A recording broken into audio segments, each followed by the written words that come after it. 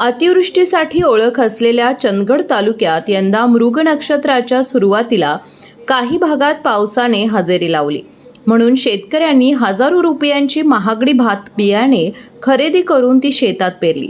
तालुक्यातील अडकूर, कानूर, चंदगड, तुडये, तुर्केवाडी यासह किणी कर्यात भागातील कुदनूर, राजगोळी, कागणी, म्हाळेवाडी, निट्टूर या गावांसह तालुक्यात भात रोपांची लागवड केली जाते. इंद्रायणी, अस्मिता, शुभांगी, ओडा कोलम, दप्तरी, ओमसाई, NP आदी जातीच्या बियाणांची पेरणी केली जाते. त्यानंतर पावसाने उघडीप दिल्यामुळे भात शेतीवर मोठं संकट निर्माण झाले. पेरणीच्या हंगामात अपेक्षित आणि समाधानकारक पाऊस न झाल्यानं तालुक्यातील अनेक ठिकाणी भात पेरणीची कामं खोळंबली आहेत. पावसाने दडी मारल्याने तरव्यातील रोपे उन्हाच्या झळा सहन करत असून सुकण्याच्या मार्गावर आहेत.